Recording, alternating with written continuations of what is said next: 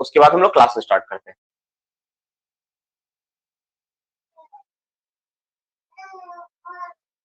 चलो, तो फर्स्ट हम लोग स्टार्ट करते हैं। जो हम लोग का फ्लैट रूफ होता है, फ्लैट रूफ का हाइट कितना होगा?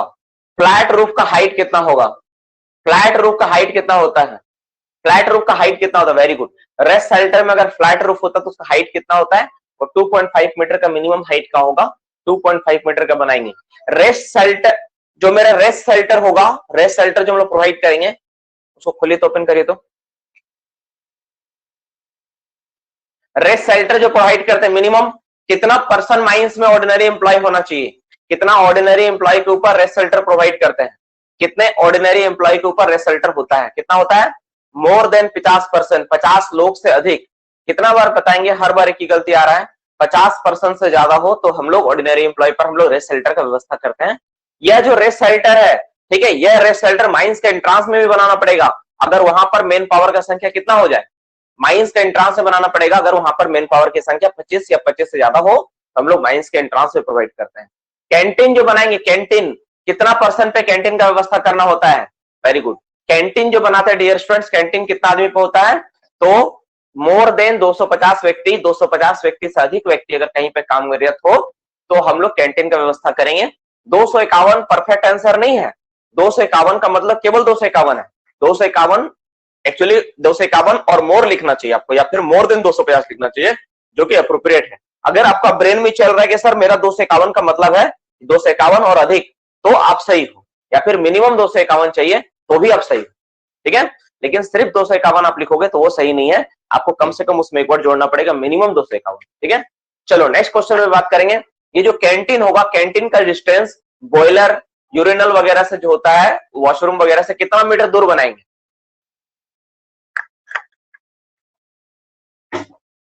ठीक है, तो कैंटीन कोई भी दूसरी जगह जहां से प्रॉब्लम हो सकता है वहां से ये कम से कम 15 मीटर की दूरी पर इसको स्टैब्लिश किया जाएगा। 15 मीटर दूर हम लोग कैंटीन को बनाते हैं।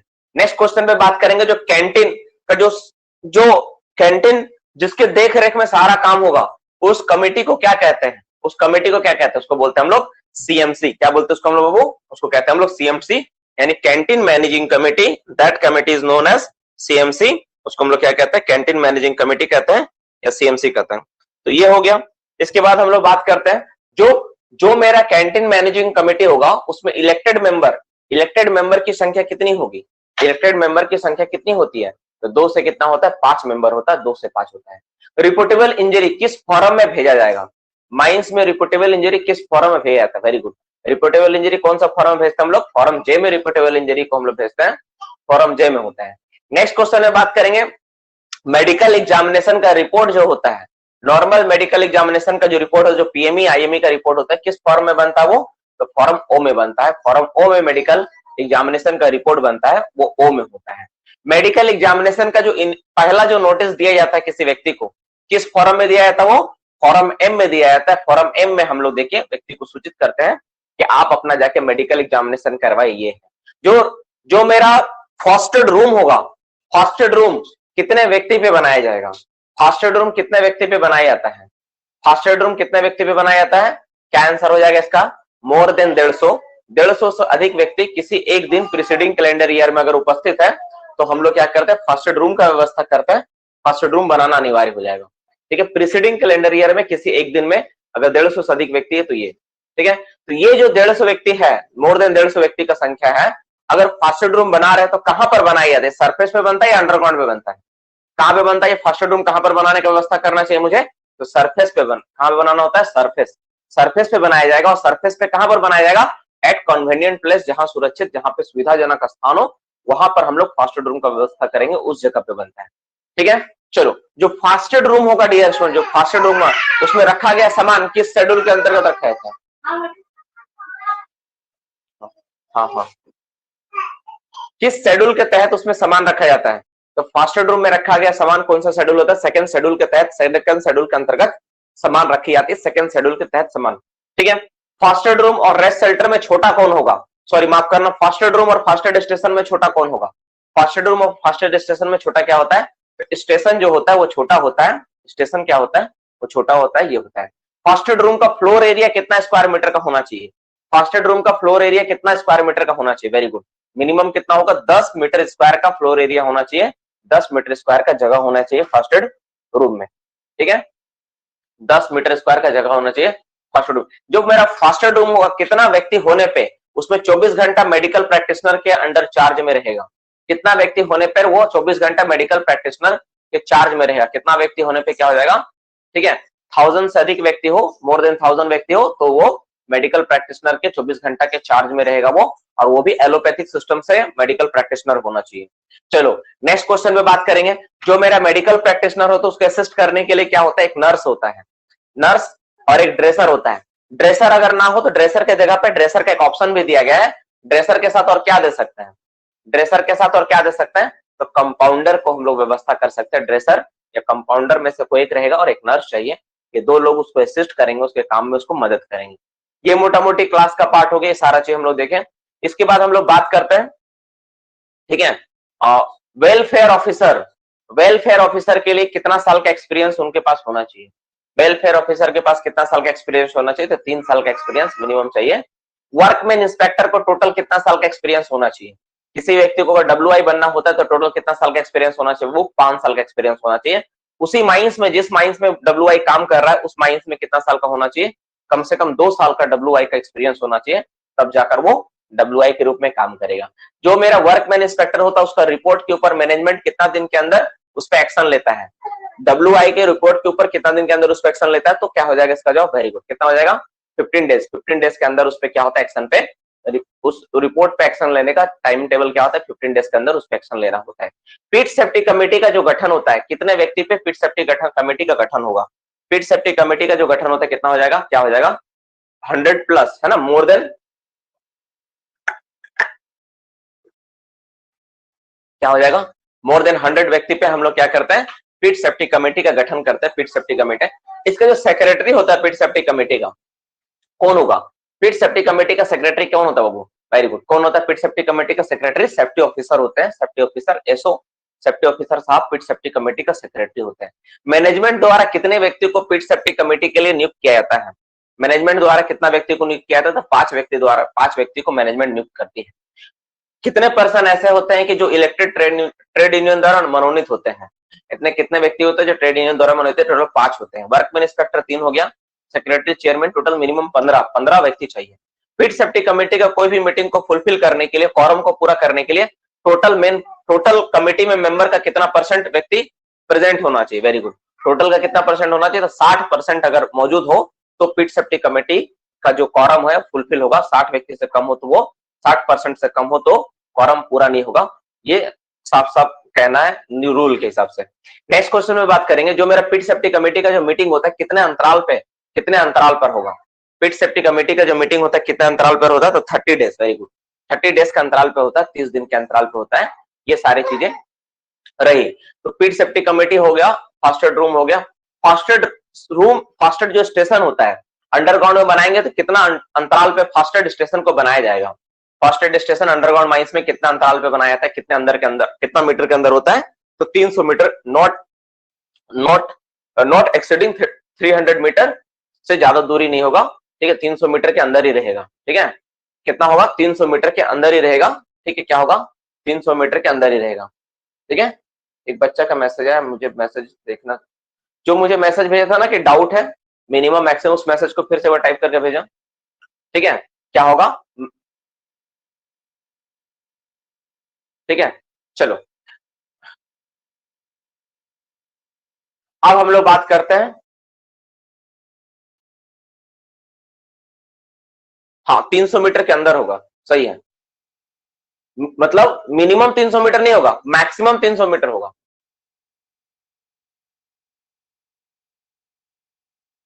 ठीक है ना? मिनिमम 300 मीटर मतलब क्या हो गया कि कम से कम 300 मीटर रखना। देखो बाबू ध्यान से देखो, एक चीज कंफ्यूज कर रहे हो तुम लोग। मान लो ए पॉइंट पे फास्टेड स्टेशन बना हुआ, ठीक है, और एक बी पॉइंट पे हमको बनाना, तुम लिखा मिनिमम 300 मीटर। मिनिमम 300 मतलब क्या हो गया? इसका मतलब हो गया, मिनिमम 300 का मतलब हो गया कि 300 मीटर मिनिमम दूरी है। तो मैक्सिमम कितना हो सकता है? कुछ भी हो सकता है, इसके बाद जो आएगा सब होगा। तो 301 नहीं होगा, 301 भी होगा, 302 भी होगा, 304 भी होगा, 400 मीटर भी होगा, 500 मीटर भी होगा, 600 मीटर, सब आ जाएगा इसमें। 1 किलोमीटर भी आ जाएगा, 2 किलोमीटर भी आ जाएगा। तो अगर तुम मिनिमम 300 लिख रहे हो तो इसका मतलब हो गया कि 300 के बाद जितना है सारा, सारा का मतलब हो गया कि 300 से ज्यादा जितना है सारा ऑप्शन में है। ठीक है, मिनिमम 300 का मतलब ये हो गया। इसका मतलब क्या है कि 400, 500, 600, ऐसा थोड़ी ना कि दो फास्टेस्ट स्टेशन के बीच हम 2 किलोमीटर की दूरी बना देंगे, पॉसिबल ही नहीं है। यानी क्या होगा यहाँ पे, मैक्सिमम मतलब अधिकतम दूरी कितना होगा, 300 मीटर होगा। यानी ज्यादा से ज्यादा हम कितना दूर रख सकते हैं, 300 मीटर रख सकते हैं। 300 मीटर के अंदर ही दूसरा फास्टेस्ट स्टेशन बनाना है। हाँ शिश, हाँ शिश, प्रणाम। हाँ सुनो ना, क्लास के बाद बात करते हैं शिश, ठीक है। हाँ ठीक हो गया। यहाँ पे डाउट क्लियर हुआ? तो कभी भी जब बोलोगे तो मिनिमम और मैक्सिमम में आपको डिफरेंस पता होना चाहिए। मिनिमम का मतलब क्या है, यहाँ पे क्या होगा, मैक्सिमम होगा। मैक्सिमम क्यों होगा, तुम सोच के देखो। अगर तुम मैक्सिमम बोलते हो मतलब अधिकतम दूरी कितना है, मेरा अधिकतम दूरी होगा तुम्हारा 300 मीटर। अधिकतम 300 मीटर तुम दूर बना सकते हो, मैक्सिमम तुम 300 मीटर दूर बनाओ, ठीक है। ये इसका जवाब सही होगा। अब क्या डाउट कर रहा है?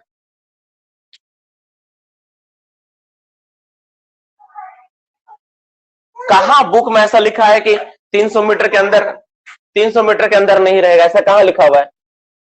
हाँ, आधा अधूरा पढ़ रहा है। हिंदी बुक में लिखा है सर। अब हिंदी बुक में लिखा है, क्या करें? तुम खुद सोच के देखो ना यार, क्यों कोई बोलेगा 300 मीटर के कम नहीं रहेगा, क्यों लिखेगा ऐसा बताओ तुम। उल्टा पुल्टा तुम लोग पढ़ के आ जाते हो कहीं से भी और कुछ भी डिस्टर्ब कर देते हो। क्या लिखा हुआ सुनो, मैं पढ़ दे रहा हूं, रुक जाओ 1 मिनट, मैं पढ़ दे रहा हूं। लिखा हुआ है, बोला है in or at the entrance of the every district or section of the mine, ठीक है, provided that nothing in sub rule shall be constructed to require the provision of the first destination within 300 metre of another first destination.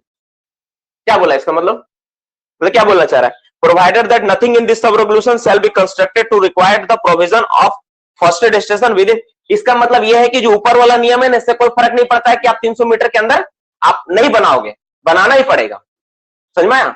आप बनाए जो, क्योंकि ऊपर में जो नियम है ना, at the pit bottom near the drivage hole at the entrance of the mine, सब दो, लेकिन 300 मीटर के अंतराल के अंदर अंदर भी रहना चाहिए। ठीक है, वही लिखा प्रोवाइडेड नथिंग इन, देखो लिखा provided that nothing in this सब rule shall be constructed to require the provision of the first station within 300 metre of the another। इससे इस रूल को कोई फर्क नहीं पड़ेगा, मतलब ये बोलना चाह रहा। मतलब जैसे मान लो फर्स्ट स्टेशन में तुम दिए एक रेस, एक तुम क्या दिए, तुम बोले कि सर माइंस का माउथ में दिए हैं तो हम बाद में बनाएंगे, फिर एक तो हॉलेज बीच में आ गया, तुम हॉलेज में दे दिए। अब बोले 300 मीटर के जाके हम वहां से 300 मीटर कैलकुलेटर, बोला नहीं, एक से दूसरा 300 मीटर के अंदर अंदर ही होना चाहिए, यही बोलना चाह रहा। मैक्सिमम क्यों बोलेगा, तुम खुद सोचो ना। मैक्सिमम बोलेगा 300 मीटर तो कोई बनाएगा कभी? कभी बनाएगा नहीं।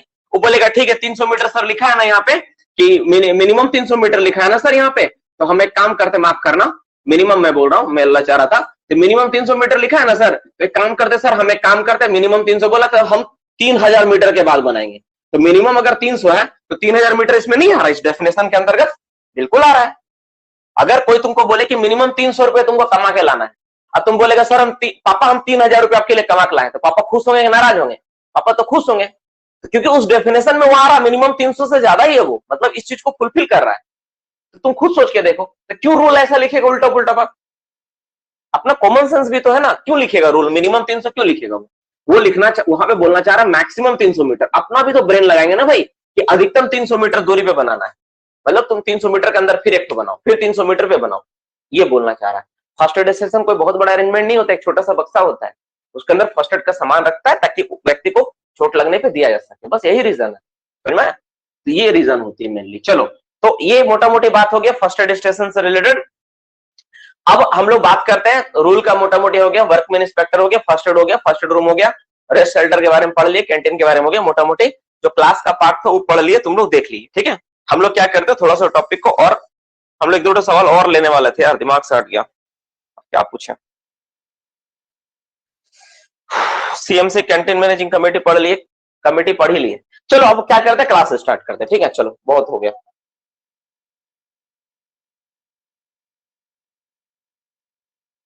लिखना वहां पे विद इन लिखना रहे, विद इन 300 मीटर होगा, ये सही है। 300 मीटर के अंदर होगा, ठीक है, मैक्सिमम 300 मीटर होगा, इसका मतलब यही होता है। विद इन मैक्सिमम, ठीक है, नॉट नॉट मोर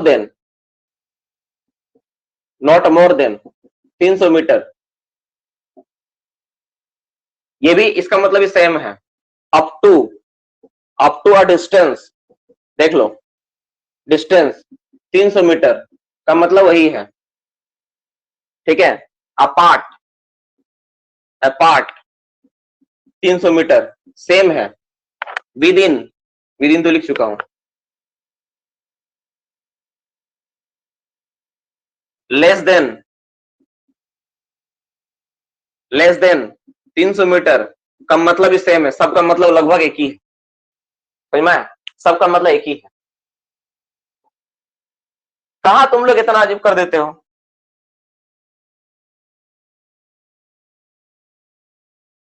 ठीक है, ये होगा। चलो, ये सारे बातों को हम बोल सकते हैं, सबका मीनिंग लगभग एक ही निकल रहा है। जैसे विद इन 300 मीटर, 300 मीटर के अंदर, अधिकतम 300 मीटर मतलब 300 मीटर के अंदर ही रहेगा। Not more than 300 metre, 300 metre से ज्यादा नहीं होगा मतलब 300 मीटर के अंदर रहेगा। Up to a distance of 300 metre मतलब दोनों के बीच का distance maximum up to 300 metre का दूरी रहेगा, ठीक है। Up to a distance of 300 metre, 300 metre का दूरी के अंदर होगा, ठीक है। Up to a distance of 300 metre ये होगा। अपार्ट दोनों का बीच का दूरी, ये अपार्ट ना थोड़ा सा डिफरेंस क्रिएट कर रहा है। अपार्ट मतलब दूरी के बारे में बोला जा रहा है। अपार्ट विद इन, अगर अपार्ट और विद इन दोनों जोड़ दो तब सही हो जाएगा। अपार्ट विद इन, ठीक है, 300 मीटर तब सही है। लेस देन 300 मीटर, 300 मीटर से कम होना चाहिए तो भी ये सही है। ये सारा चीज उसी चीज को, स्टेटमेंट को पूरा कर रहा है, दो फर्स्ट स्टेशन का बीच का दूरी को फुलफिल कर रहा है। सारी बातें में सारी चीज होगी। सर 300 में के बाद बनाना है दूसरा, 300 मीटर के अंदर बनाना बाबू, 300 मीटर के बाद नहीं, विद इन, है ना। विद इन का मतलब अंदर होता है, बाद मतलब 300 मीटर के बाद। जैसा देखो, मान लो यहाँ एक पॉइंट है और यहाँ एक पॉइंट है, ये पॉइंट का नाम है, ये पॉइंट का नाम बी। तो यहाँ पर एक फर्स्ट स्टेशन तुम बनाए हो, अब ये दोनों का बीच का दूरी है 300 मीटर, तो तुम कहां पर बनाओगे? इस पॉइंट बी के बाद नहीं होगा, बी के अंदर ही होगा। जहां पर बनाओ तुम बी पे बनाओ चलेगा, लेकिन बी के अंदर होगा, 300 मीटर से ज्यादा नहीं होना चाहिए, यही बोलना चाह रहा हूं।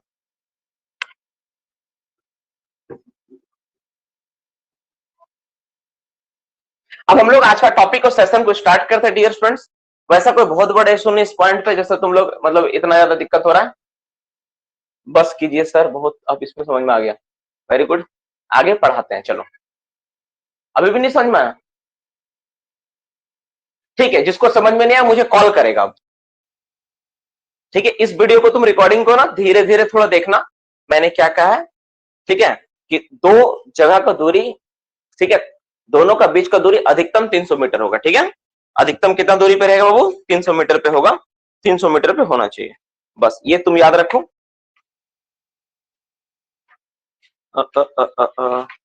और कुछ अगर लगा चेंज तो हम इसको पढ़ेंगे तो और अच्छा से क्लियर करेंगे,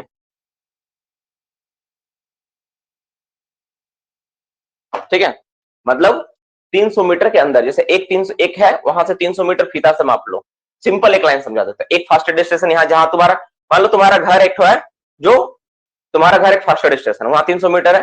अब अपना घर से फीता से मापते हुए जाओ 300 मीटर, उसके अंदर ही बनेगा, इस तरह सोचो, उसके अंदर ही कहीं पर बनाना है, 300 मीटर के बाद नहीं बनेगा। फीता से जहां 300 मीटर माप के खत्म हुआ ना, उसके अंदर ही कहीं पर तुमको बना देना है। फिर वहां से स्टार्ट करोगे, जैसे जैसे यहां पर बनाए, यहां से मापेंगे 300 मीटर, मान लो 300 मीटर यहाँ पे आ रहा है, 300 मीटर यहाँ पर आया, तो इसके अंदर पे एक दूसरा फर्स्ट स्टेशन यहाँ पर बना, फिर यहां से फिर मापेंगे कितना दूरी, 300 मीटर, 300 मीटर मान लो यहाँ आया, तो फिर इसके अंदर कहीं पर बनाएंगे, ऐसा करके होगा। ये बोलना चाह रहा है कि एक फर्स्ट स्टेशन दूसरा फर्स्ट स्टेशन से 300 मीटर के अंदर पर रहेगा, 300 मीटर से ज्यादा दूर नहीं होना चाहिए, ठीक है। मैं, ठीक है, ज्यादा दूर नहीं होना चाहिए, नॉट मोर देन हो सकता 300 मीटर, ठीक है। चलो, तो ये सारे चीज हो गया, not more then, not exceeding, सब एक ही होता है। ये सारी बातें हो गई लगभग, क्लास का टॉपिक सारी चीजों को हम लोग कवर अप कर लिए। तो आज का टॉपिक सेशन किसके ऊपर है? आज हम लोग मेडिकल एग्जामिनेशन के ऊपर अपना क्लास करेंगे। मेडिकल एग्जामिनेशन जो होता है, पीएमई जो होता है, आईएमई होता है, किस किस तरह से होता नहीं होता, किस किस तरह से वर्कर को पीएमई और आईएमई के लिए भेजा जाता है, इस पे हम लोग चर्चा करेंगे। इस क्लास को तुम ऑलरेडी पहले भी कर चुके हो, और थोड़ा इस क्लास को आगे बढ़ाएंगे और इस पे थोड़ा डिटेल्स में चर्चा करने का प्रयास करेंगे।